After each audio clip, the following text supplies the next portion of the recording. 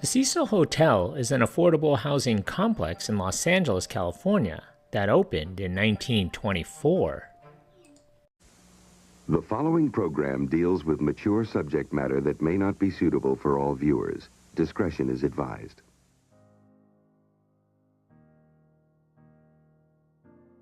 The Cecil Hotel was the brainchild of three hoteliers, William Banks Hanner, Charles Dix, and Robert Shops, who wanted to create a destination for business travelers, international businessmen, and social elites.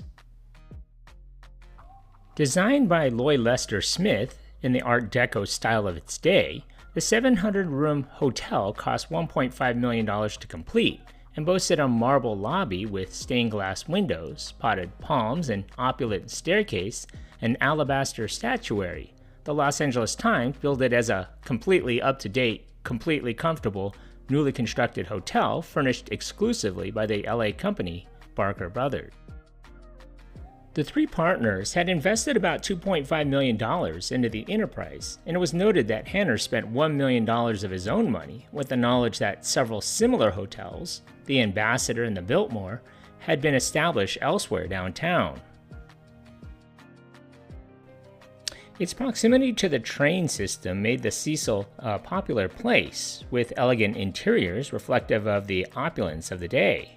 The hotel fitted in among the restaurants, theaters, shops, and the hustle and bustle of busy Spring Street financial district, and for a time, business was booming. But Hanner would come to regret his investment. Just 2 years after the Cecil Hotel opened, the world was thrown into the Great Depression, and Los Angeles was not immune to the economic collapse.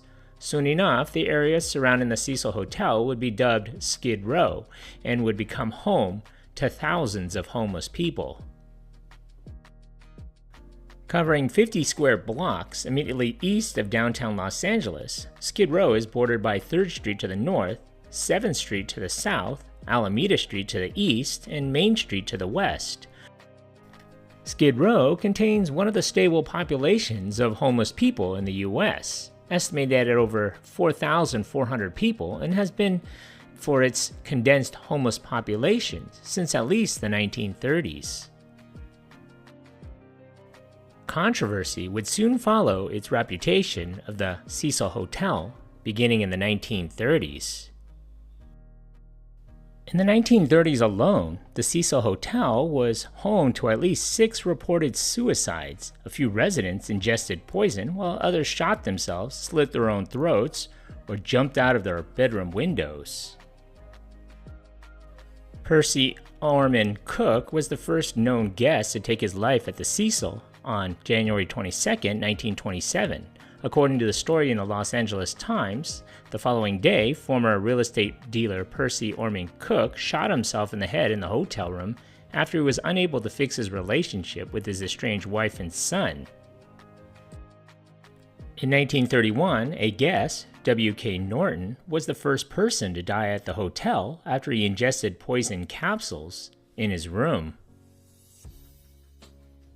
In 1934, Army Sergeant Louis D. Borden slashed his throat with a razor. Less than 4 years later, Roy Thompson of the Marine Corps jumped from atop the Cecil Hotel and was found on a skylight of a neighboring building. In March of 1937, 25-year-old Grace Magro died as a result of either falling or jumping from the window of her room on the 9th floor of the Cecil Hotel. Instead of hitting the sidewalk below, the woman landed on the wires connecting the telephone poles next to the hotel. Despite these grisly events, the hotel flourished as a fashionable destination in the 1940s. In September of 1944, 19-year-old Dorothy Jean Purcell awoke in the middle of the night with stomach pains while she was staying at the Cecil with Ben Levine. She went to the bathroom so as not to disturb the sleeping Levine and, to her complete shock, gave birth to a baby boy. She had no idea she'd been pregnant. Mistakenly thinking her newborn was dead, Purcell threw her live baby out the window and onto the roof of the building next door. At her trial, she was found not guilty of murder by reason of insanity and was admitted to a hospital for psychiatric treatment. Another grisly noteworthy guest of the hotel was Elizabeth Short, who came to be known as the Black Dahlia after her 1947 murder in Los Angeles. The arrival of the freeways in the 1950s allowed people to live in the suburbs and drive in, and the luster of the Grand Hotel was fading as business was being drawn away from downtown Los Angeles. In 1962, 65-year-old George Giannini was walking by the Cecil with his hands in his pocket when he was struck and killed by a falling woman. Pauline Auten, 27, jumped from her 9th floor window after an argument with her estranged husband, Dewey. Her fall killed both her and Giannini instantly.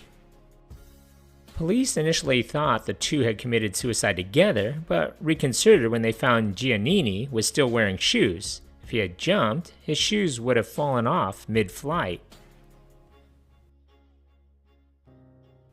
In 1964, a retired telephone operator named Pigeon Goldie Osgood, who had been an elderly lady who was well known and well liked, and a long-term resident at the hotel, at a time it served long-stay accommodations for local people in need of a place to stay. She was found dead in her room. She had been sexually assaulted, stabbed, beaten, and her room ransacked. Jacques Ellinger was charged with Osgood's murder because he was seen covered in blood roaming the streets close to the hotel, but was later cleared as a suspect. Her murder remains unsolved. In light of the suicides, mishaps, and murders, Angelenos promptly dubbed the Cecil Hotel the most haunted hotel in Los Angeles. In the 1970s, the downtown area was in demise when dilapidation and deterioration dominated the hotel's fortunes. Eventually, the down and outs of nearby Skid Row stopped the business travel and tourist bookings coming in, and the hotel switched roles to become protected low-income building, accommodating long-term renters down on their luck. The once beautiful hotel soon gained a reputation as a meeting place for junkies, runaways, and criminals. On December 1st, 1976, 26-year-old Jeffrey Thomas Paley terrified guests at the Cecil and people passing by the hotel when he went up on the roof of the hotel and fired several shots from the rifle. Nobody was hurt. During his 1984-1985 murder and rape spree, the hotel was the temporary residence of serial killer Richard Ramirez, nicknamed the Night Stalker, who stayed on the 14th floor in the hotel for a few weeks during his crime spree. Ramirez was able to stay there for a mere $14 per night. He killed at least 13 people and committed several other crimes. He never committed any of his murders at the hotel, instead using it as a place to relax after the attacks. In 1991, Austrian serial killer Jack Unterweger, who strangled prostitutes with their own bras, also called the hotel home. Rumor has it that he chose the hotel because of its connection to Richard Ramirez. While there, he strangled and killed at least 3 prostitutes, crimes he was convicted of in Austria. In 2008, a portion of the hotel was refurbished after new owners took over from there. Many people began to believe that the rumors of the hotel being haunted might be true. In 2011, the Cecil attempted to shake off its macabre history by rebranding itself as a stay-on-Main hotel and hostel, a $75 per night budget hotel for tourists. Several years later, New York City developers signed a 99-year lease and began gut renovating the building to include an upscale boutique hotel and hundreds of fully furnished micro units in keeping with the surging co-living craze. In 2013, the Cecil, by then rebranded as Stay on Main, although still maintaining the original Hotel Cecil signs and painted advertisements on its exterior. In 2013, Canadian college student Elisa Lam was found dead inside the water tank on the roof of the hotel 3 weeks after she had gone missing. Her corpse was found after hotel guests had complained of bad water pressure and a funny taste to the water. Though authorities ruled her death as an accidental drowning, critics believed otherwise. Before her death, surveillance cameras caught Lam acting strangely in an elevator, at times appearing to yell at someone out of view, as well as apparently attempting to hide from someone while pressing multiple elevator buttons and waving her arms erratically. The last body was found at the Cecil Hotel in 2015, a man who reportedly committed suicide, and ghost stories and rumors of the hotel's haunting swirled once more. As many as 10,000 homeless people live within a 4-mile radius of the hotel. The hotel has been highlighted in popular media, including FX's hit series American Horror Story, as well as the Netflix documentary Crime Scene: Vanishing at the Cecil Hotel.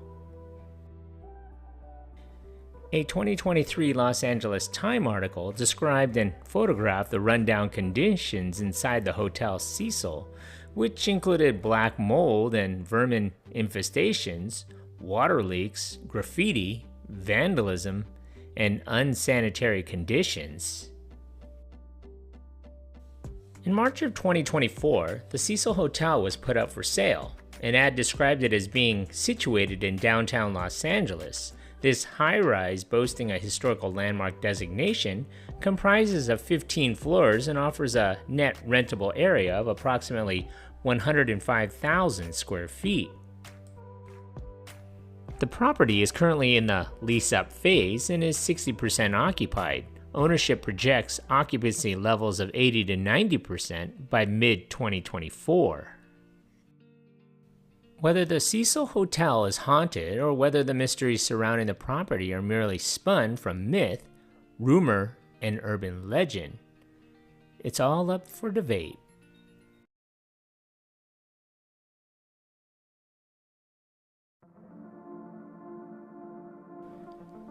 Thank you for watching. If you like this content, and if you haven't already, hit that subscribe button. Thanks.